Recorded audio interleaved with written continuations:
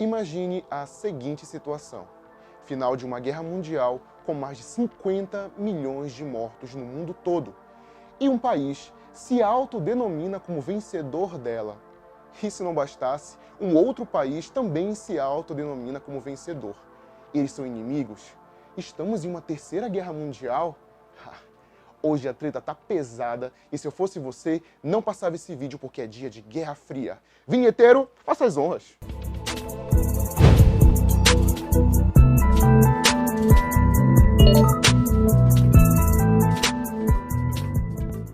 Olá, eu sou Venâncio Pereira, professor de História, e na aula de hoje iremos falar um pouco sobre Guerra Fria. E esse conteúdo será dividido em duas partes. Na primeira, falaremos um pouco sobre aspectos políticos e econômicos dessa guerra. Você sabe o que é a Guerra Fria? O que ela foi? Se ela já acabou? Se ela terminou? Se ela está na memória das pessoas? Que assunto legal!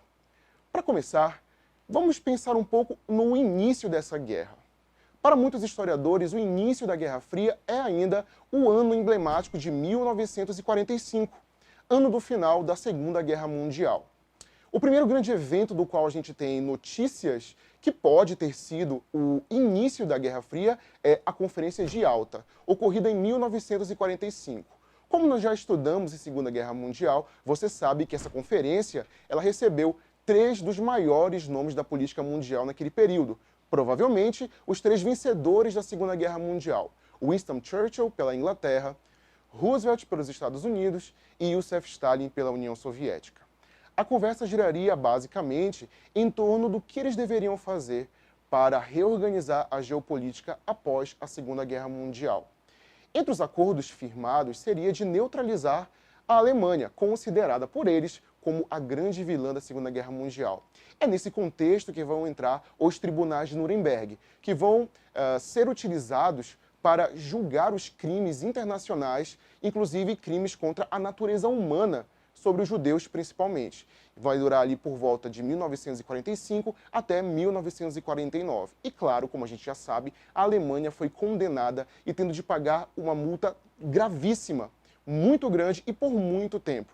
Além disso, mais uma vez, assim como ocorreu na Primeira Guerra Mundial, a humilhação foi extremamente grande. Tanto que a capital Berlim deveria ser dividida entre os países vencedores. Em um primeiro momento, a capital seria dividida entre 4 países vencedores. Os 3 já falados na Conferência de Yalta e também a França. Ao longo do tempo, por questões econômicas, França, Inglaterra e Estados Unidos acabam concedendo a administração da sua parte da Alemanha, considerada ocidental, para a Alemanha Ocidental. Já do lado oriental, a União Soviética não abriu mão da sua reorganização e da sua administração. A partir do ano de 1961, Stalin começou a perceber que as pessoas que moravam do seu lado da Alemanha viam uma oportunidade muito interessante de emprego, de renda, de compras do outro lado, do lado ocidental, considerado capitalista. É nesse momento que nós temos um racha que vai partir a Alemanha em duas partes. O terrível Muro de Berlim iria dividir o país em duas partes até 1989.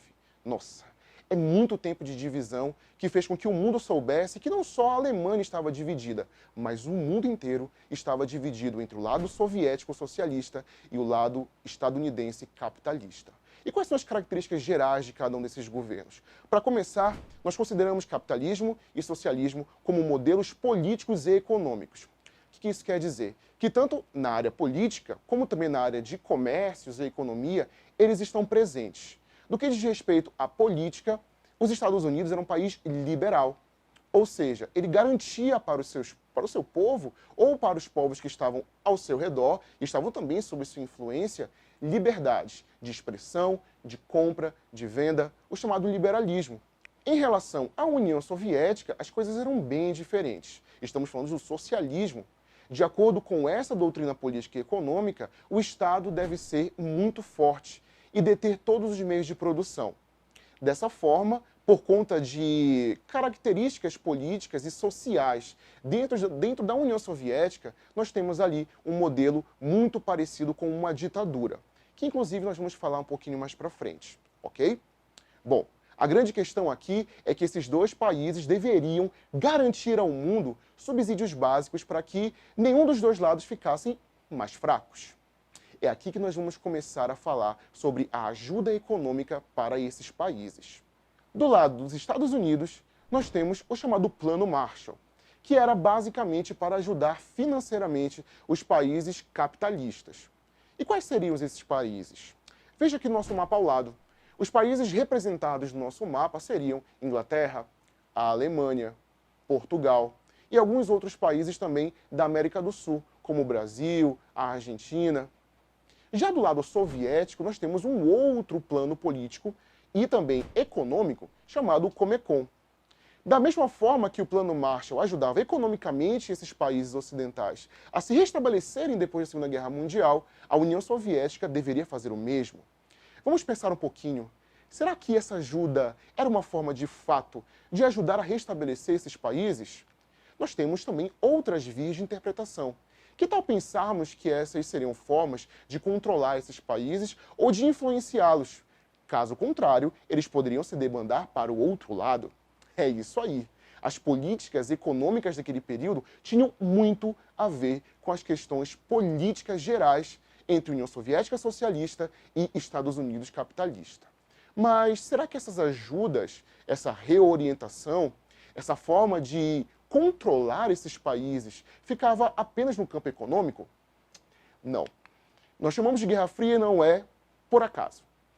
Além do plano econômico, será que esses dois países também não passariam a tentar administrar, orientar os países que estavam ao seu redor por meio da força bélica?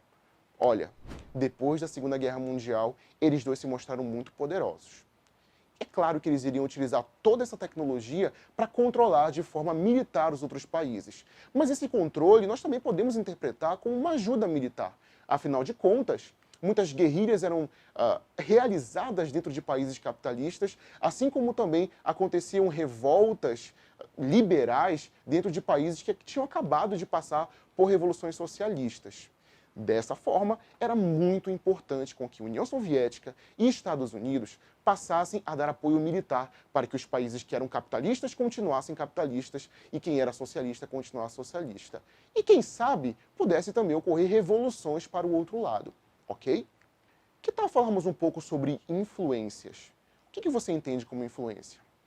Bom, influência é basicamente uma forma de você colocar modelos seus para que outros possam seguir.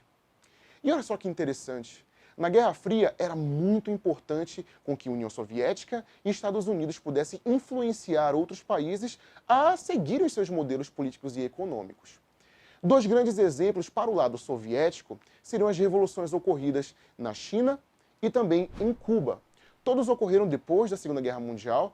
A chinesa ocorreu no ano de 1949, com a transformação de Mao Tse-tung no grande chefe de Estado da China.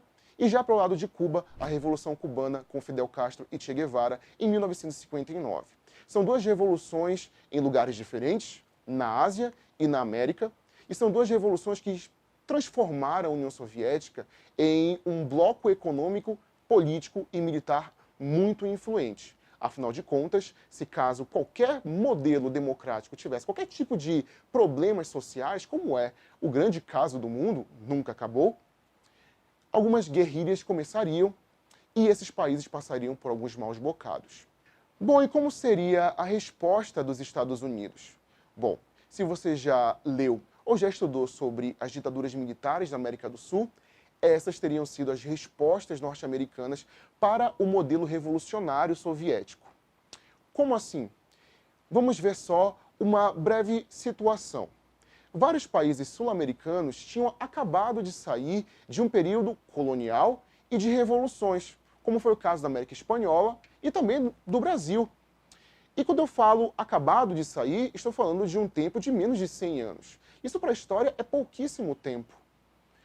Porém, mesmo com essas revoluções, é factível falarmos que a situação das pessoas pobres, das classes sociais menos abastadas, não foram modificadas. Os negros no Brasil, por exemplo, passaram a morar em periferias ou nos morros, como acontece no Rio de Janeiro e São Paulo, nas grandes capitais brasileiras, por exemplo. Isso quer dizer que mesmo com o final do período colonial, nós ainda passamos por períodos muito complicados em relação a desigualdades sociais. Os ideais socialistas, eles se colocavam nesse tipo de situação, nas desigualdades. Foi dessa forma que ocorreu a Revolução Chinesa e também a Revolução Cubana. E, claro, também chegou aqui na América do Sul. Vários ideários revolucionários da esquerda passaram a fazer parte da mentalidade e dos debates políticos de alguns partidos aqui na América do Sul. Sabendo disso, é claro que os Estados Unidos não iriam permitir mais uma Revolução Cubana na América do Sul. Eu trouxe para vocês dois exemplos de ditaduras que ocorreram na América do Sul e que têm uma característica muito forte em relação ao que ocorria em larguíssima escala na Guerra Fria. A ditadura militar no Brasil, de 1964, e também a ditadura militar no Chile, em 1973. Vejam só, uma boa discussão que sempre se tem nos debates políticos, inclusive atuais, de direita, esquerda, conservadores e revolucionários. Qual seria? Revolução? Golpe? Que debate interessante. E faz pouquíssimo tempo. Na aula que vem, nós vamos continuar a debater sobre a Guerra Fria em outros campos. Que tal falarmos sobre cultura pop? Você gosta da Marvel? Eu adoro, sempre li e hoje sei que tem tudo a ver com Guerra Fria. Mas se eu fosse você, não perdia a próxima aula. Ficamos por aqui, grande abraço e até mais.